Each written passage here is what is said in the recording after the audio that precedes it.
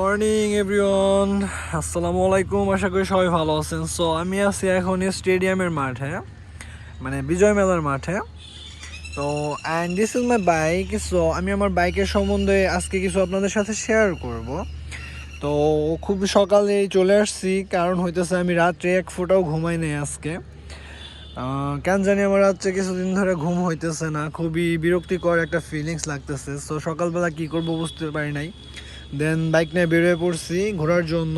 And এর সাথে সাথে আমি বাইকের কিছু সেগমেন্ট, কন্ডিশন কেমন, এগুলো সম্বন্ধে আপনাদের সাথে শেয়ার করব। তো গাইস, আমি এই বাইকটা চালাইছি কত কিলোমিটার সেটা আপনাদের সাথে আগে শেয়ার করি। তো আমি দেখাই। সো এটা গিয়ার কিন্তু একে পড়ে রয়েছে, আর এটা হচ্ছে টোটাল 2310 কিলোমিটার চলছে। অ্যান্ড এখানে দেখা যাচ্ছে 6টা 38 বাজে, আসলে 6টা 38 বাজে না, আমারটা 20 মিনিট কম আছে টাইমিংয়ে, ঠিক আছে। অ্যান্ড এত কিলোমিটার চলছে, মানে 2310। আদার্স হইতেছে ট্রিপ এতে আছে 497.4 কিলোমিটার, এবং ট্রিপ বিতে আছে 497.4 কিলোমিটার। এটা সেম, কারণ হইতেছে আমি মোবাইল ড্রেন দিছি, মানে মোবাইল চেঞ্জ করছি, তখনই আর কি এটা চেঞ্জ করা হয়েছে এই যে ট্রিপটা। তো টোটালটা হইতেছে 2310 কিলোমিটার। অ্যান্ড আমি যে বিষয়ে কথা বলবো সেটা হইতেছে যে আপনাদের দেখেন, আমি যদি গিয়ার শিফট, মানে গিয়ারটা যদি একটু কমাই, দেখেন এখন কিন্তু নিউট্রাল আছে গাড়িটা, ঠিক আছে। সো গাড়িটা কিন্তু অন না, গাড়িটা যদি একটু অন করি, সো এইখানে দেখেন যে এবিএস মোডটা আছে। এটা লাইট কেন জ্বললো না আমি বুঝলাম না, আমি ট্রাই করে দেখি এটা হয় কি না। ক্লাস না ধরলে আর কি অন হয় না। সো এবিএস সিস্টেম, আমারটা কিন্তু এবিএস, এফআই এবিএস টেকনোলজির বাইক। তো আমি যে বিষয়ে কথা বলবো সেটা হইতেছে যে আজকের এবিএসটা, গাড়ির যে এবিএসটা আছে আমি দেখাই। গাড়ির এবিএস, এই যে এটা হইতেছে এবিএস গাড়ির। তো ডিস্ক পারফেক্ট আছে। আমি ডিস্ক অনেক গরম, হাতে তাপ লাগলো। সো ডিস্ক কিন্তু একদমই ঠিক আছে, পারফেক্ট, আমি মানি। হ্যাঁ, বাট এই যে এবিএস যেটা আছে, যে এবিএসটা, এটা তো ইলেকট্রিক। এটা দেখেন এই যে ইলেকট্রিক, এটা ইলেকট্রিক পাস করে এই তারটা ইয়ে থেকে, মোটর থেকে, ব্যাটারি থেকে।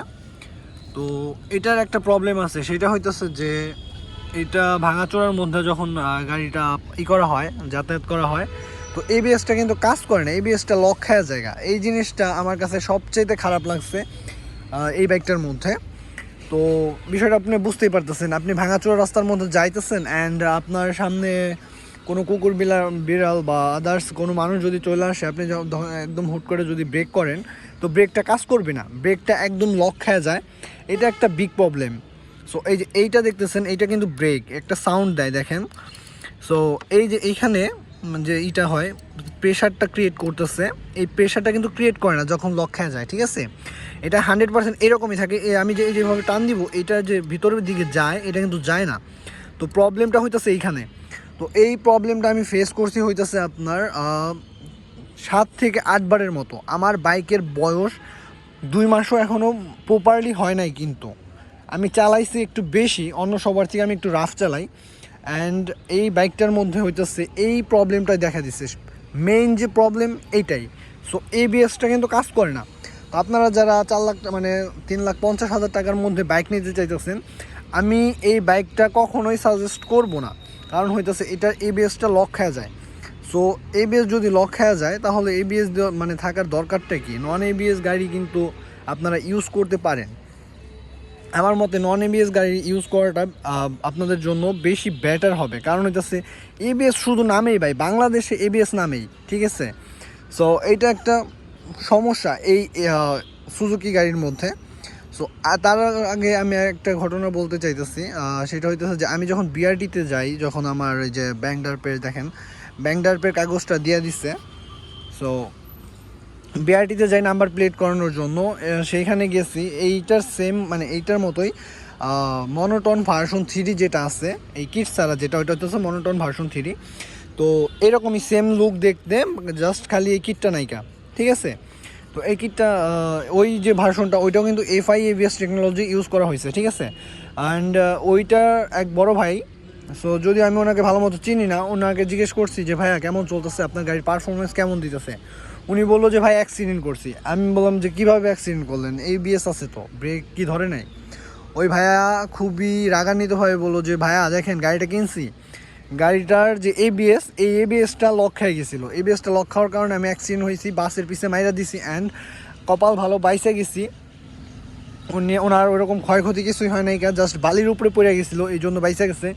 সো আপনারা যারা এই মনে করতেছেন যে FI ABS টেকনোলজি আছে, প্লাস হইতেছে আপনার বাইকের দামটা হইতেছে 3,50,000 টাকা, তো এখানে আবার 10 বছরের কাগজ দিয়ে যদি ড্রাইভিং দিয়ে যদি কাগজ মানে করতে যান, তাহলে দেখবেন যে 4 লাখ টাকার মতো পড়ে যাইতেছে আপনার এই বাইকটার মধ্যে। সো আমার 4 লাখ টাকার মতোই খরচ হয়েছে এই বাইকটায়, কারণ হইতেছে আমার ড্রাইভিং লাইসেন্স ছিল না, প্লাস হইতেছে এই গাড়িটায় 10 বছরের কাগজ করছি। সো বিষয়টা বুঝতেই পারতেছেন। তো আপনারা যারা এই বাইকটা নিতে চাইতেছেন, আমি মানে আমার যে এক্সপিরিয়েন্স থেকে আমি বলবো যে আপনারা আরও 1 লাখ টাকা বাড়ান ভাই, আরও 1 লাখ টাকা বাড়ান, না হলে আরও নিচে চলে যান, ঠিক আছে? অ্যান্ড যদি মানে স্পোর্টসের মধ্যে যদি নিতে চান, তাহলে ভাই V3 নিতে পারেন, আপনাদের জন্য এটা 100% বেটার। অ্যান্ড এইটার একটা জিনিস ভালো লাগছে, সেটা হইতেছে যে টায়ার সেগমেন্ট কিন্তু অনেক মোটা হয়। এটা 140/160 পর্যন্ত এটা হইতেছে টায়ার সেগমেন্ট। সো নর্মাল যে বাইকগুলো থাকে ওইটার মধ্যে হইতেছে 120/140, অ্যান্ড এটার মধ্যে হইতেছে 140/160 পর্যন্ত দেওয়া আছে। সো অনেক মোটা একটা টায়ার ব্যবহার করা হয়েছে। এইটার জন্য আপনি মানে কাটচিত করে গায়ে অনেক মজা পাইবেন। অ্যান্ড সামনে যে টায়ারটা দেওয়া হয়েছে, সামনের টায়ার সম্বন্ধে আমি মানে কী বলবো, আপনারা তো অধিকাংশ জানেন। এটার যে টায়ার, এটা হইতেছে এই যে 80/100, ঠিক আছে? 80/100 টায়ার সেগমেন্ট এটার। অ্যান্ড ওইটারও আমি লেখাটা দেখাই দিই, পিছনের যে টায়ারটা আছে, পিছনের টায়ারের এটা আমি দেখাই দিই আপনাদের। এই যে এখানে দেখেন 140/160 সেগমেন্টের টায়ার। সো এটা খুবই ভালো। অ্যান্ড এটার মধ্যে কিন্তু ডিস্ক আছে, পিছে একটা ডিস্ক আছে। সো এই ডিস্ক অ্যান্ড ABS টেকনোলজির কারণে এই বাইকটার দাম 30,000 টাকা বেশি। বুঝতে পারতেছেন? 30,000 টাকা বেশি জাস্ট শুধু ব্রেকের জন্য। বাট এটার ABS কাজ করে না। অ্যান্ড এটা হইতেছে ভালো রাস্তায় কাজ করে, বাট ভাঙাচোরা রাস্তার মধ্যে একদমই কাজ করে না। তো আপনারা যারা বাইক নিতে চাইতেছেন এই বাজেটের মধ্যে 350 বা 4-এর মধ্যে, তো তাদের আমি বলবো যে 1 লাখ টাকা বাই বাড়ান, যেমনে পারেন বাড়ায়া V3 নেন, ওইটা আপনার জন্য ভালো হইব। ওইটার ABS আলহামদুলিল্লাহ ভালো মতো কাজ করে, মানে আমি বলবো না যে 100% কাজ করে, 99% কাজ করে। সো অ্যান্ড কিন্তু এই বাইকটার মধ্যে হইতেছে আপনার ওই রকম কাজ করে না। এইটার ভালো রাস্তার মধ্যে কাজ করে, বাট ভাঙা রাস্তার মধ্যে ওই রকমভাবে কাজ করে না। এটা লক্ষ্যের জায়গা। সো বিষয়টা বুঝতেই পারতেছেন, দুর্ঘটনা যখন তখন হইতে পারে আপনাদের।